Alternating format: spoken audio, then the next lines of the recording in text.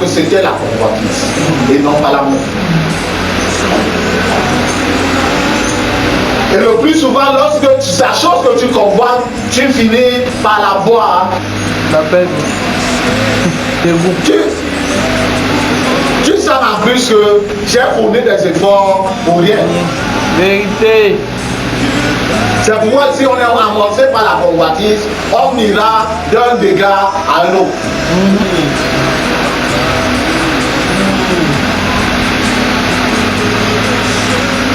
Comme au dehors, les jeunes filles appellent les hommes, et surtout les hommes régibiers, les sugar daddy, et de surcroît les maris d'autrui. Quand tu es poussé par cette convoitise, tu quittes d'un sugar à un autre, à un autre, et à un autre, et à un autre. L'appétit ne va jamais finir. Jamais.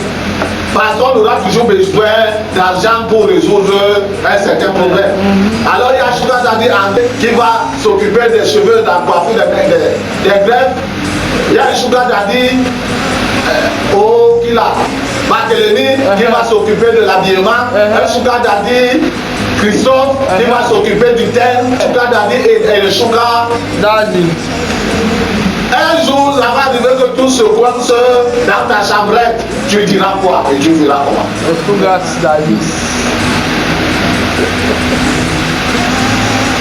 De même que les jeunes garçons. Il y a des jeunes garçons spécialisés. Ils n'ont même pas la trentaine.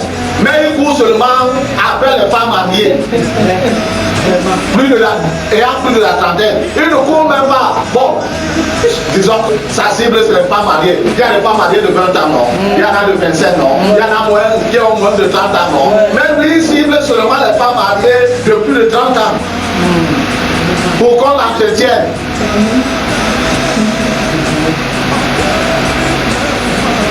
La convoitise de la chair.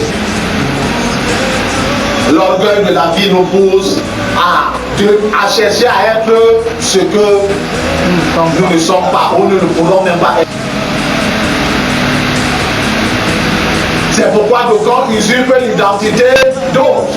Tu peux pas usurper l'identité d'un homme d'affaires ou d'un quoi. Mais tu peux pas usurper l'identité d'un homme en tenue. Aïe. Et d'autres arrivent à cette tenue. On ne sort pas de ce corps, ni de la police, ni de la gendarmerie, ni de l'armée. Comment dire? Eux qui ont fait cette formation, ils connaissent le corps. Quand ils se rencontrent, ils connaissent comment se saluer. On les attrape toujours. Pourquoi? Parce que lorsque le vrai militaire rencontre le faux militaire, il donne le code de salutation, l'autre de compliment. C'est ce qui attire son attention, le policier. Ce qui attire son attention. Parce qu'il a convoité, désiré être policier, comme l'autre disait l'autre jour au journal que j'ai suivi. Il voulait tant être policier, il n'a pas pu faire le concours. Et alors, tu deviens policier, papa.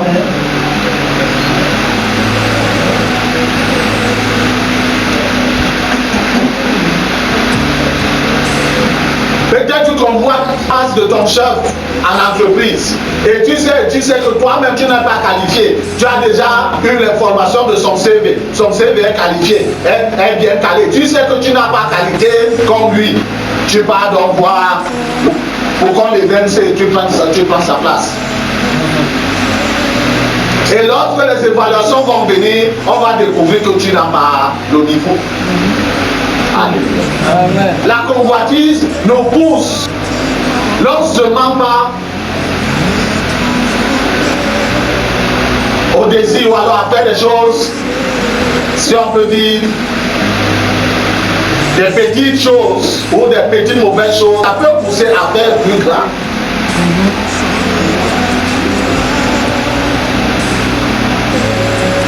La convoitise. Qui peut pousser un jeune parce que, comme je disais tantôt, la femme mariée là, il trouve que son mari a trop d'argent. Mais son mari commence à suspecter. Il conseille à la femme là que quoi? Élimine-le. Élimine. Élimine-le.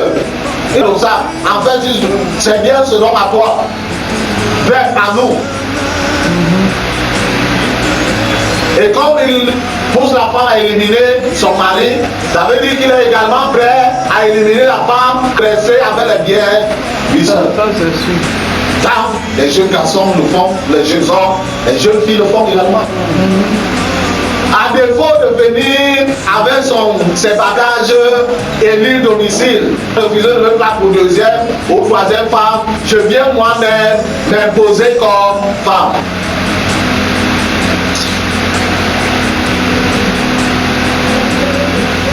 La convoitise également, la mort prématurée. Vérité. Parce que lorsque cet homme se rend compte que c'est toi qui es devenu le parasite sur sa femme, il est prêt à te... Ou si cette femme se rend compte que c'est toi la parasite, c'est toi qui lui donnes des nuits d'insomnie. Elle savait que son mari a dès qu'il sort à 18h ou plus tard 19h, il est à la maison. Maintenant c'est 23h, quelquefois il découche même que c'est toi. S'il va chez le marabout va lui donner le médicament, il va t'éliminer. Plusieurs sont morts à toi pour leur convoitise. Bien-aimés dans le Seigneur, Dieu nous interpelle. Plus encore, comme je disais tantôt, ils vont commencer. Ça fait que même les petits enfants sont devenus, on appelle les convoiteurs. Parce que le jouet de l'année passée là, il n'est plus d'actualité.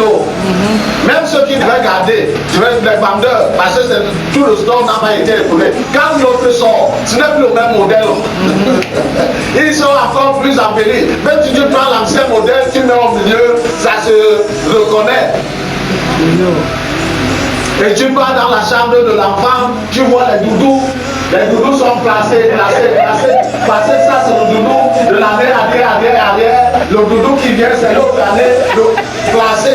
Il a 6, 10. Et il connaît les noms de tous les doudous là. Il connaît le nom de tous les jouets là.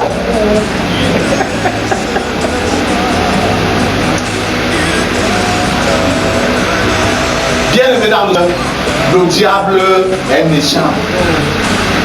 Il n'est pas mauvais, il est méchant. En ce qui concerne l'être humain, il peut l'entourer de tout ce qui est or, de tout ce qui est bon, afin que la fin de cet être humain soit à côté de lui. On dit à mon papa que la mort de plusieurs personnes le fait coupable. Je ne sais pas, ou c'est le mort qui a eu à dire cela, qui était mort avec toi, ou c'est le vivant qui imagine que la mort de plusieurs personnes le fait coupable.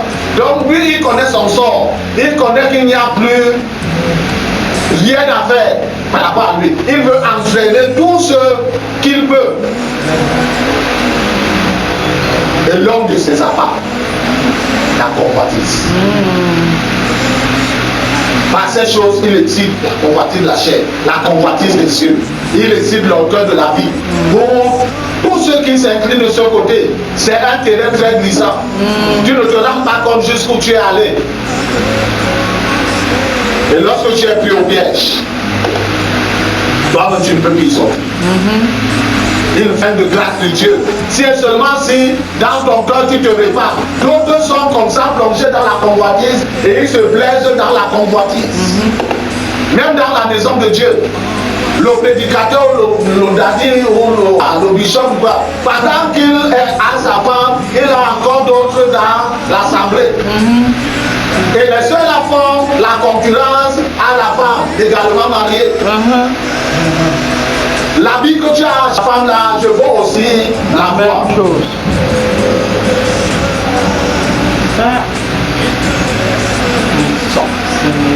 Je veux aussi la voix. Sinon, je vais parler. La convoitise a accompagné également de quoi? Du chantage. Et l'homme de Dieu qui veut toujours embellir,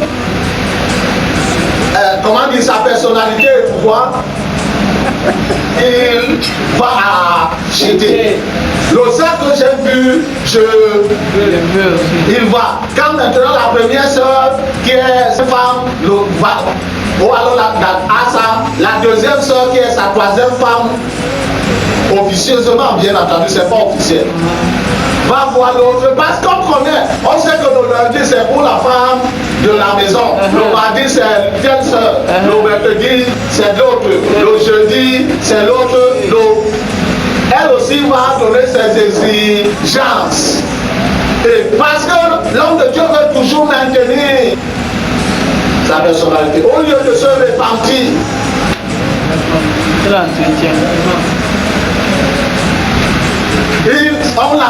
Le diable l'atteint dans cette spirale-là. La femme légalement mariée ne voit plus où passe l'argent. Et son soutien va passer dedans. Et les dîmes et offrandes de l'église vont passer dedans. Et quelquefois, s'il est dans l'assemblement des pasteurs et on appelle le nom, on lui a donné la trésorerie.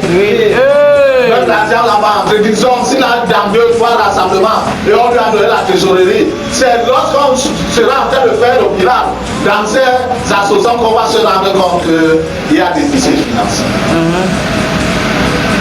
Dieu appelle son peuple à la repentance. Amen. Si tu es mort, tu as été mordu, ou alors tu as mordu à la maison de la convoitise, Dieu t'appelle à la repentance.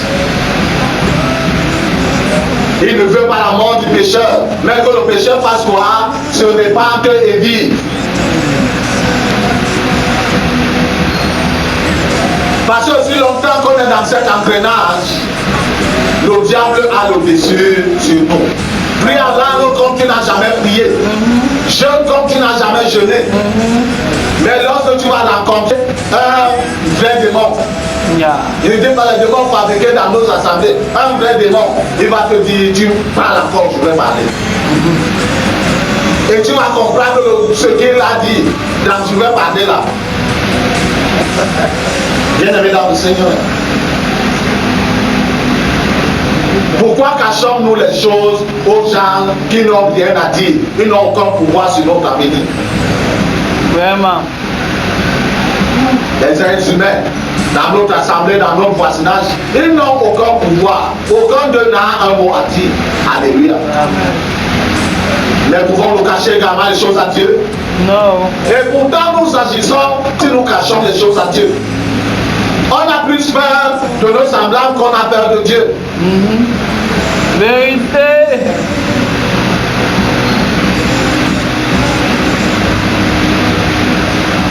Le temps est plus proche. Alléluia. Amen. Si Dieu, le Seigneur en revenant te trouve dans cette spirale de la convoitise là, tu n'auras aucune excuse. C'est pendant que le temps se fait maintenant qu'il faut s'en séparer.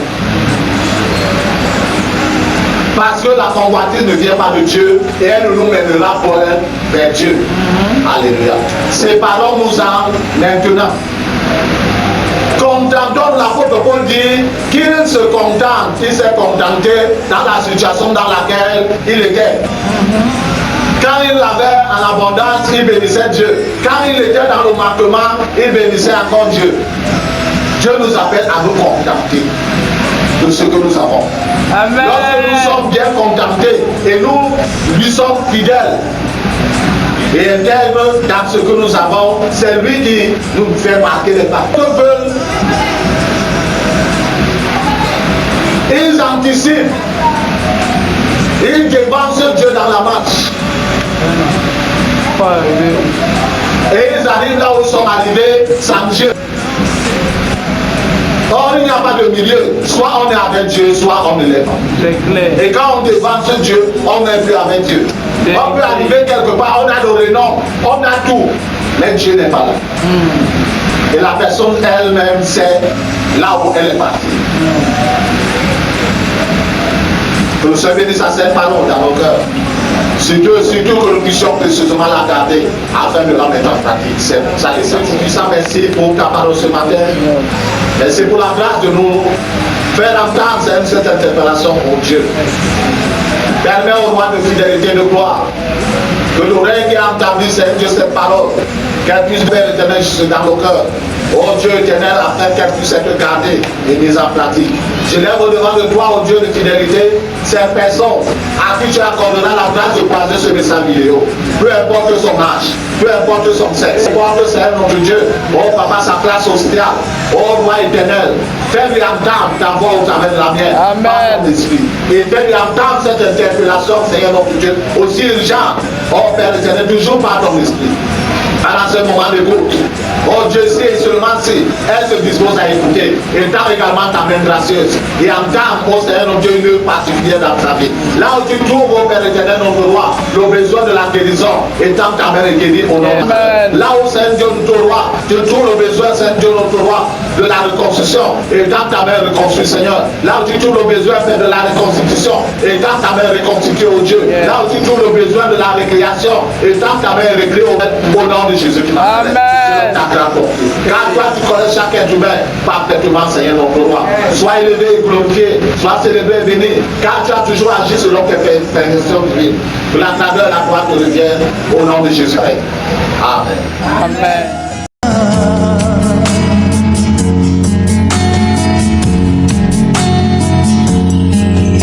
Même si tu as rejeté cette tendresse,